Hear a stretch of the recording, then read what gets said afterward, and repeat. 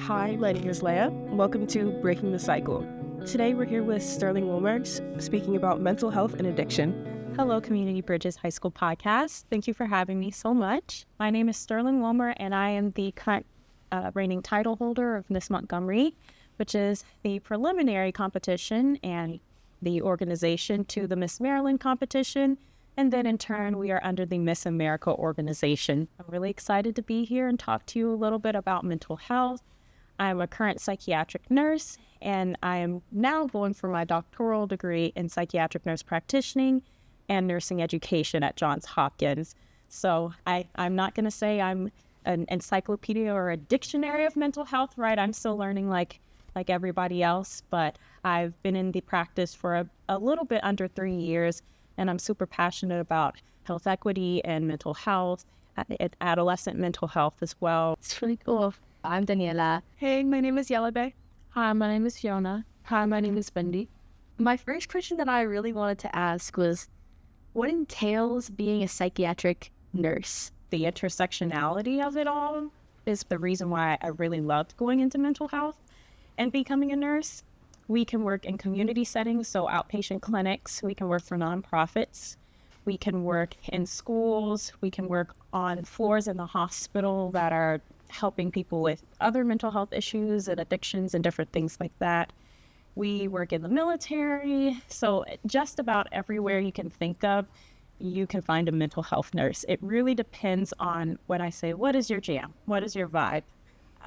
You have mental health nurses that work for the police department, and they're forensic nurses and also mental health as well. And they help profile cases and people, sometimes criminals. So it really depends on what you really want to do. A lot of flexibility with that job. Yes. That's really cool. What got you into like the industry and stuff? Like, what did you see being a psychiatric nurse? You're like, yeah, that's it, you know?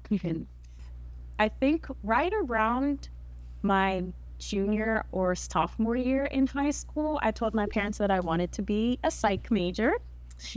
And they supported me wholeheartedly, but they said, always in the back of your mind, think about what you want to do with that degree. If you weren't going for counseling, if you weren't going for psychology or psychiatry or anything like that, where are you going to go? My dad was in the military, and I saw a lot of different things happen with PTSD, substance use, and just the pressure that society and then the military setting had on our soldiers and on my dad and, other peers of his. And so really, I knew that I wanted to help people in that realm. I did not know I wanted to be specifically a nurse yet. I actually thought I was going to go for social work. Shout out to our social workers. Because we love them and we work hand in hand with them. But when I got to college, I joined this organization my junior year called Medical Explorers, and they just let you kind of try out all these different healthcare jobs with people who are willing to have you shadow, and I shadowed EMTs and doctors. But the nursing experience and the couple of shadows that I was able to do really got me in the space where I knew in my heart, I said, this is something that I want to do, at least be a nurse. And then if I make it into the psychiatric or the mental health realm, that will be a cherry on top. I am a survivor of childhood trauma. And so I think having that lived experience, that's one also big integral part as to why I went so hard specifically for psychiatric nursing. So if you knew you had that help you could take, you want to help others that are suffering through stuff like that as well. Yeah, that's really cool. Thank you. And do you have any other tips and tricks that you've done to stay happy and motivated, because you've achieved so much at such a young age? What certain things have you been able to do to keep that motivation and that drive to be able to get where you are today? First of all, thank you. I feel like I only feel like I haven't really done much because it's stuff that I'm doing that I love. So that's also a pointer there. Do what you love, and then I guess everything else will come. But learn this, that you have to say no. No is going to be your best friend, you all. I'm 27 years old.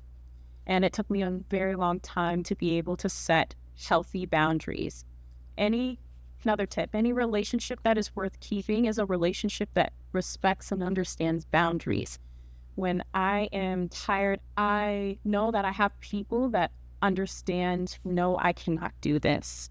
No, I cannot give this time to you, or no, I am not in the appropriate headspace to be able to have, whatever conversation this is. No, I can't go out. No, I can't stay in. No is going to be your best friend. And truly knowing your limits, you don't want to get to the point where you're burnt out. I know this from experience, where you're needing to take a 3-week break or a month break from whatever it is you're doing, be it work, be it outside extracurriculars, right? You want to enjoy your life and you want to have balance. I say trying to figure that out, what that threshold is. Right now, high school is a really good time for that because you all have a lot of going on. SATs are coming up, ACTs are coming up, college admissions, high school graduations, prom,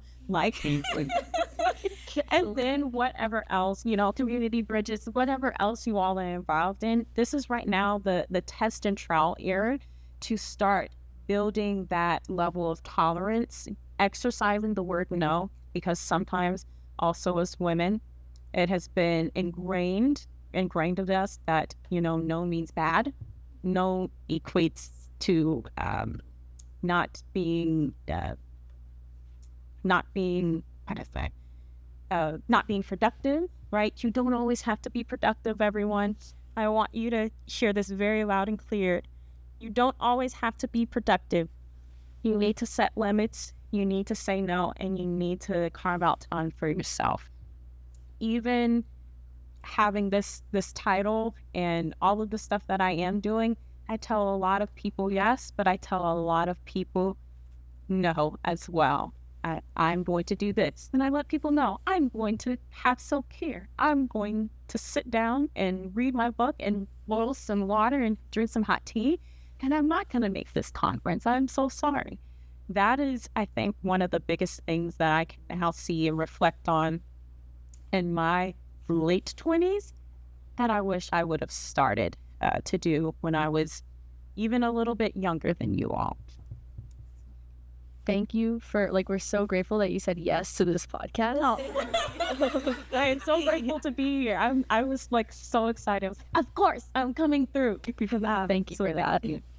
Getting into the topic of drugs and mental health, have you ever seen an adolescent struggling with substance abuse or addiction to anything really? I worked as a psychiatric nurse at an adolescent residential facility. We had teens ranging from 12 all the way to 18, and they were in there for a multitude of different things, but usually they were coming in with substance use disorders and comorbid or in tandem psychiatric disorders such as anxiety or depression and or both. And so I have had the privilege to take care of that population, that it's a really hard and unique struggle being a minor and having less autonomy than a 18-year-old adult. Sometimes the 18-year-olds can jump in and out of how much control they have over their life. Do you have any questions specifically? I don't know. How have you seen drugs affect teens our age? Have you seen maybe a difference between teens and adults? The fact that when you start using or misusing illicit substances for the developing brain, for any brain, but especially for the developing brain, it affects something called the frontal cortex, which is the basically epicenter for all of the creativity, but also the decision making, right? And so that is not fully formed truly until around 25 for young women, at 26 for young men. It kind of, the research is still ongoing. But what happens when you start using substances at such a young age, and then there becomes a physical dependence, substance use is already hard, but it's a lot harder the younger that you've been doing it, right? So this is the time where you all are learning how to maneuver socially, learning to set boundaries, right? Make sound decisions for yourself, and eventually go on to be an adult. But if you've been kind of tainted by the use of substances as a coping mechanism, you're going to grow a dependence on only using the substances to help you throughout life and make those decisions. And it's harder to break away from something the younger that you start in your development. And then on top of that, there is a chemical dependence. So your body is in need of whatever substances that you are using, and it elicits basically like a fight or flight response. Your body is saying, I'm going to die if I do not have this particular substance. You're going to start feeling what we would call withdrawal symptoms, which can range from nausea, vomiting, all of those different things, right? We also categorize substances, including alcohol, right? So not just smoking, but drinking as well. And that is really dangerous. Underage alcoholism and then growing into an adult, because there's something called delirium tremens, which happens from if you have extreme withdrawals from alcohol, and you could possibly die. Yes, there's also overdoses off of opioids and fentanyl and different things like that. The moral of the story is we really, really want to encourage young people to find other ways other than taking substances to cope, because it is going to be much harder to physically and emotionally draw you all away from those substances when you get into your adulthood. That was really, really insightful. So we've been talking a lot about how social media has affected developmental stages in both teens and children and teenagers, as well as adults. So, for example, the glorification of drugs and sex in the show Euphoria. Do you think that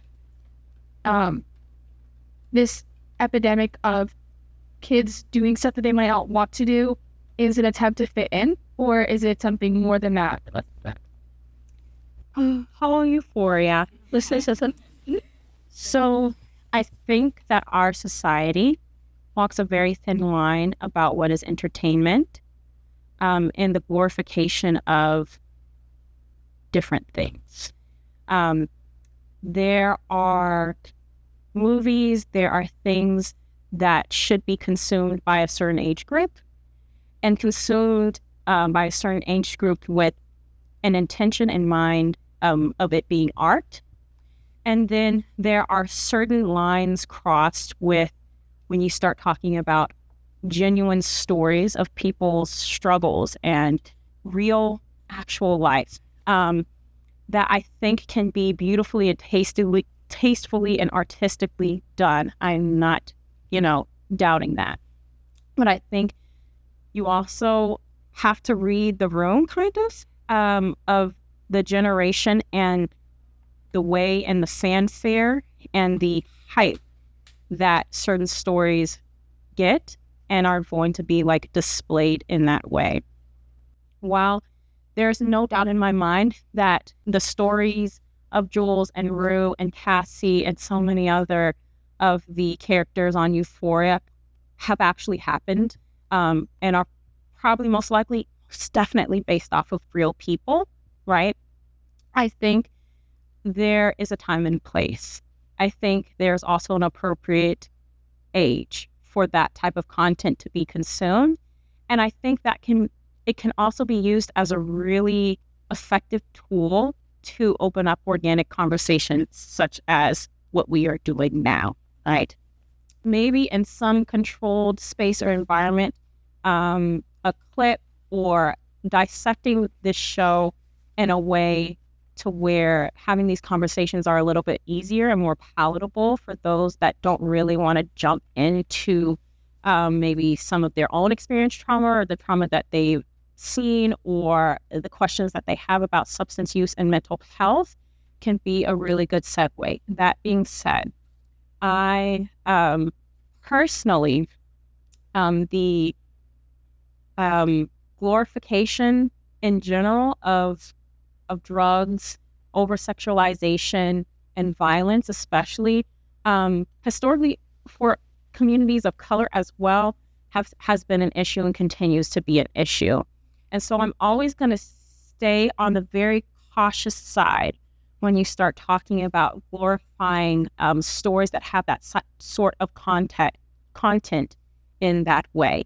Even shout out, to Oprah. Even The Color Purple, while it is a historical fiction, right? These are experiences that are based off of my ancestors, right? About Black women in, an antebellum or a post-antebellum South type of era, and the struggles with domestic violence and substance use and hypersexualization and abuse and different things like that. There was a time and a place for me to be able to consume that content and have real open discussions about, okay, the history, what it means, and how can we continue to address and combat some of the things that come up in the movies. And so, again, it's kind of a two-edged sword, right? I know everybody loves Euphoria. It was a very, very huge wave. I don't know if they're going to continue it, but I do think that consuming content responsibly and having spaces and people that understand that maybe this is not appropriate for this particular either age group or this particular child or this particular person. I forget. I think Euphoria was rated, PG-13? I'm not sure. I forgot. It was on HBO. It was on HBO, so. But it was like heavily advertised on TikTok, which is like built for more younger kids and stuff. I also am leery of, the cinematic, universe and how they rate sort of different content, because there are some things that are now on YouTube that would have never been able to be posted in my day, right? Or never been able to be shown in theaters. And certainly wouldn't have been rated PG-13. Like Jaws, for example, is PG, and I watched that at a young age. Yes. So again, I think everything in moderation. I would definitely say listen and look at the recommended age group and guidelines of like if HBO said this is for adults only, right? Trusting them and going by that content. But in addition, I do think our society continues to have an issue with downplaying the seriousness of illicit drug use and violence and sexualization. And anytime that you have such a hot commodity and have celebrities and people of notoriety displaying these issues, they might be very real stories. They might be really good stories, right, to tell. And I'm not discrediting that. But you need to do it tactfully and mindfully of the people that are going to be affected by it. Yeah, so you keep bringing up the point that the age that you see people coming in is getting younger and younger. Mm-hmm. Do you think there's also been it's because they're getting it's because, for example, for vapes, they're being targeted for younger and younger people. Do you think there's a reason for that? I think adding on to that also is do you think that big pharma, pharmaceutical companies are actively trying to push drugs onto younger? I'm going to answer the vape first and then we'll come back to big pharma. There's a documentary about Juul and how they were getting lawsuit after lawsuit because kids almost lost their lives from some type of malfunction that was in the Juul canister or compact vape. But the biggest reason for the lawsuit was because of the media that Juul was pushing out towards such a young generation and the accessibility of the partners or sellers of Juul, gas stations, corner stores, in the mid to early 2000s that were not checking IDs and in turn causing this epidemic of young age teens to become ill and sick with this like really bad respiratory illness that were landing them in hospital, and again almost losing their life. And so it was basically parents and then children who ended up surviving that whole ordeal with Juul saying, yes, this is not right, and you all need to change your branding, right? Everybody loves to talk about branding.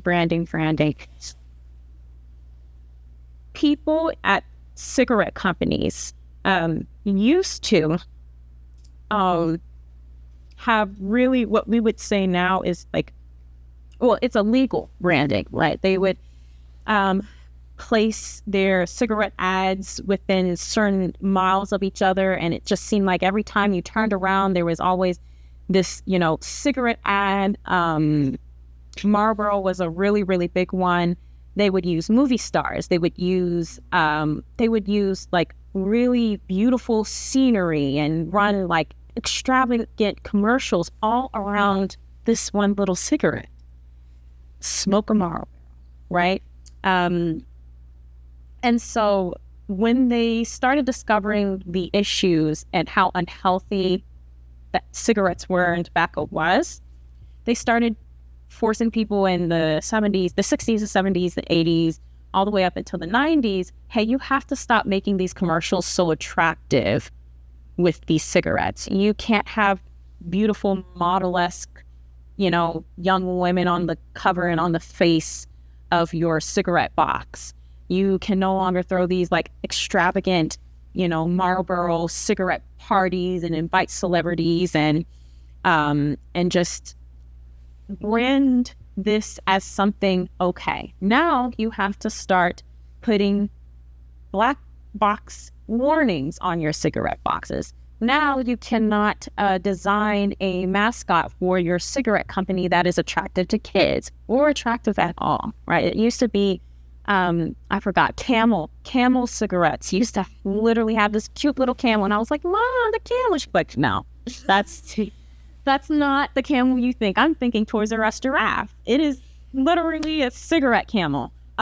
So that type of branding, we have already X'd out in cigarettes. Well, when the technology of e-cigs came about, they followed in that same suit and they did not learn from their mistakes, and they made the same mistakes, and it almost cost people their lives. So now e-cigarette companies like Juul and then a couple of different others now are not allowed to even make these vapes that have attractive flavors. Now, some of them still do have flavors that would be, attractive to youth and different things like that. And there is some debate. And again, this is a very new age issue with old age bums. Usually they just want the flavor menthol, which is like it's not watermelon, it's not strawberry limeade, right? And so trying to regulate all of this stuff now is very, very hard. But we're cracking down on the branding of these particular devices. Also because the tobacco containing ones are much more lethal than one pack, right? Than one pack of cigarettes. I think they said one puff of one e-cig would be like an equivalent to sometimes 3 or 4 packs of tobacco-based cigarettes. So that being said, I think we are trying now to not have the branding as attractive to young people, but that particular company and the companies like it hire and pay people millions and millions of dollars to do exactly what they just did, knowing that this could attract the wrong crowd.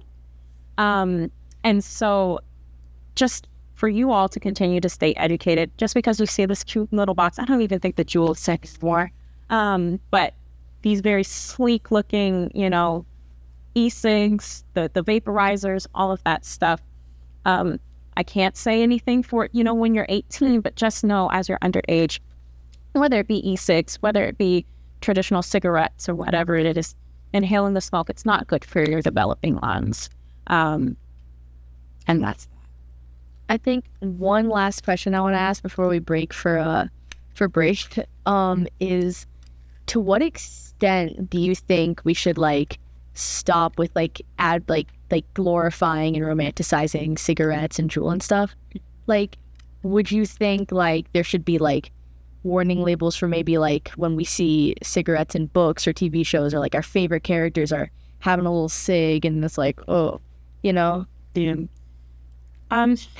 So they've tried to crack down on cigarettes a lot. There used to be ads that would run on TV, and I know everyone has streaming services now, so it's kind of whatever. But ads about people that have gotten lung cancer and hearing their stories, and unfortunate cases where, years and years of smoking tobacco-based products has caused somebody to have to be surgically deformed because they have to have a part of their lip removed, or just part of their throat removed, and different things like that. I think while sometimes parents might not want to expose their kids to those realities, I think if you're going to brand anything, you're going to need to brand the reality instead of selling the dream. And I think it's going to also take governmental regulation, or a lot more of the private civic engagement, the things that happen around Juul, for people to say, yeah, no, we don't want you all making these devices and these things so attractive to certain demographics. Now, one last thing, Juul, I remember them saying in the documentary that they wanted it to be the cool new e-vape. And they wanted to encourage young adults, a younger crowd, a chicer younger crowd, who are having issues getting off of cigarettes, to stop smoking cigarettes.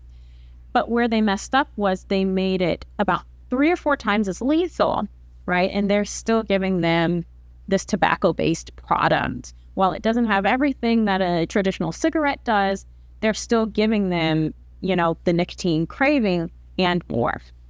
In psychiatry, we're able to start people on smoking cessation and medically, right, wean them off of nicotine, which is what they're really, their body is craving, right?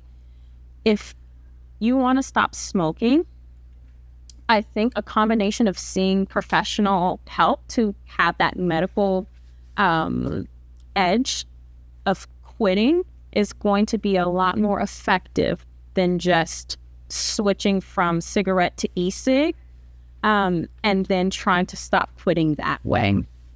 And again, even if this is we're talking about adults still, we're not even talking about people under the age of 18, I would still very much suggest that, again, seeking the medical way first. And then additionally, if you want to start weaning yourself, if you like sometimes it's the somatic and gesturing of smoking, or the oral stimulation. So we have nicotine gum and different things like that to kind of help, our lozenges that you can suck on. But a lot of times you will hear companies say, yeah, I just want people to quit smoking. And that might not always be the case or the intention when you start talking about adults. So just being clear with messaging, advocating for some type of regulation or government to step in, and or for these companies to be extremely transparent, a lot more transparent than they have been. Okay, I think that is a wrap. I think that this is a lot of really useful information, especially for people in school and in college right now that may know or are struggling with an addiction or any sort of dependency on on something. And thank you so much for joining us here. Thank you so much for listening. Honor, and thank you so much. Yeah. Steve.